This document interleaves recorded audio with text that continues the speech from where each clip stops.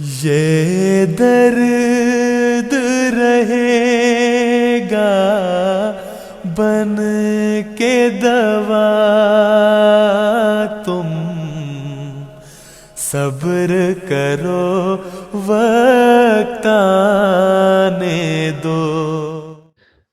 Nas, are you ready for your bit? Yes, I'm ready. I was going to say I've got to rush through it because I need to go in like 5 minutes for that. Oh, yeah. Oh, yeah. Yeah, it's told to be there like 5 minutes before, but it's fine.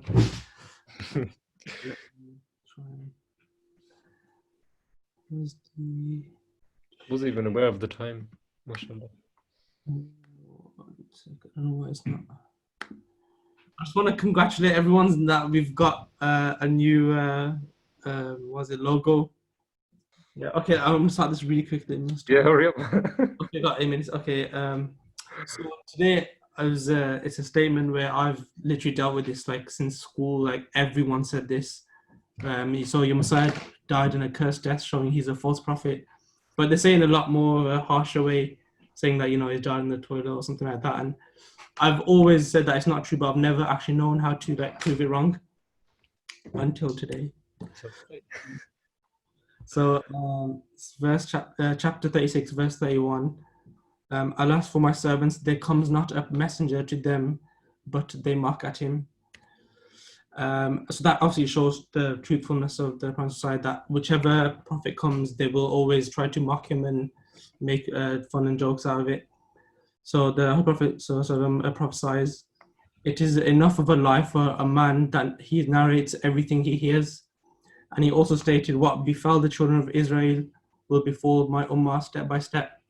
So this shows that all these people that start these rumors, if they just carry on spreading, it's obviously it's a bad thing. And also this second part, it talks about how the Jews, they didn't accept Hazrat Isa. So in the same way, the Muslims now are not accepting this Messiah. And they talk about his having a death on the cross in the same way about his death. So the death of the Prophet, in his final days, the Prophet traveled to Lahore from Qadian. I think this was because he had lots of lectures to do and writing, and he visited his followers. So he arrived on April 29, 1908. He died in Lahore on May 26, 1908, and he was buried in Qadian. And it says here that because of his hard work in defending Islam, which consisted of writing, lecturing, and meeting his followers, his health deteriorated. The Prophet passed away at 10:30 a.m. on May 26th and was surrounded by his close family and companions. Now, prophecies about his death. I'll just mention a few because you see the time. Yeah. So it says here, your determined term of life is nearing its end. That was in Brahina Ahmadiyya. That was very close to his time of death. And also with the Hamza's book as well, the will, it mentioned about his death as well, very briefly. And obviously it kind of motivated him to make that book as well. And I guess that's why the title of the book is The Will as well. And then in Al-Badr, it says that it is time to march. Again, it is time to march and death is near. And in his final moments, due to his weakness, Ahmad al-Islam was also having trouble speaking. The only words that could be heard from him were, "Oh Allah, my dear Allah."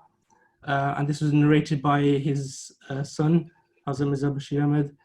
And then during the time of Fajr prayer, he tried to perform tayammum in his bed, but he fell unconscious. Then when he gained consciousness again, he tried again as well. And he inquired about Fajr prayer and offered his prayer whilst in his bed, and he became weaker and weaker. But his final words were, "Oh Allah, my dear Allah." And again, as I mentioned before, at 10:30 a.m., with his family by his side, he breathed his last breath and his soul departed from this world towards Allah. And so there are some hadiths saying that, which proves that he did die a death of a martyr. So the anti-Ahmadis forget that the Prophet Muhammad said that one who dies of a stomach ailment is a martyr.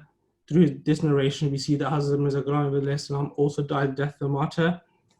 And narrated by Abu Huraira, the Prophet Muhammad ﷺ said, "He, a Muslim, who dies of an abdominal disease is a martyr, and he who dies of a plague is a martyr."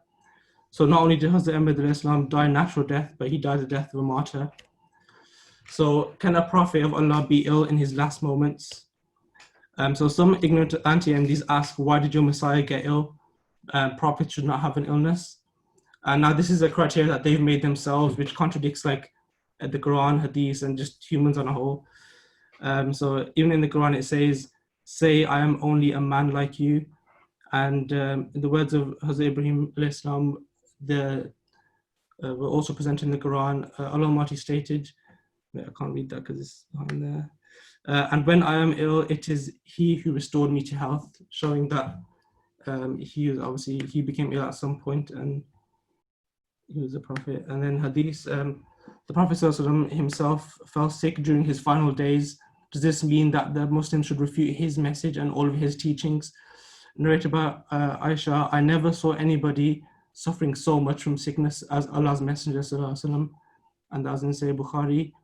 And again narrated by her, the Prophet ﷺ is in his ailment in which he died, used to say, "Oh Aisha, I still feel the pain caused by the food I ate at Khaybar, and at this time I feel as if my aorta is being cut from that poison." I think this is when Prophet Muhammad thought he'd been poisoned by the Jews, but at that time he only felt symptoms of it and he didn't die. And Jazakallah, that's it, that's done. And one thing I didn't mention as well was that, because I was rushing, there was the whole rumor that the Promised Messiah died of cholera. It wasn't true, because if it was, they wouldn't have let his body travel back to Qadian, because the whole spread of the disease, and only because of rumors from other people did people obviously like try to believe it. But he had the certificate which showed that he didn't die of cholera, meaning he would travel, because if it was, then he wouldn't be able to go into Qadian. That's another big sign that obviously he didn't die of an accursed death like that. Yeah, Jazakallah. And is it my cue to leave yet? Got 1 minute. Yeah, Jazakallah, that's really good, man. I think you hit the nail on the head. And all the references, guys, use them, learn them, and this can, like Nas, you said, just gonna keep on coming up again and again, especially on social media. Yeah, we should keep using them as well. Share with us so we can actually use the references. Yeah, of course. Hamza always asks me every week. He's like, "Oh, send me that. Send me the."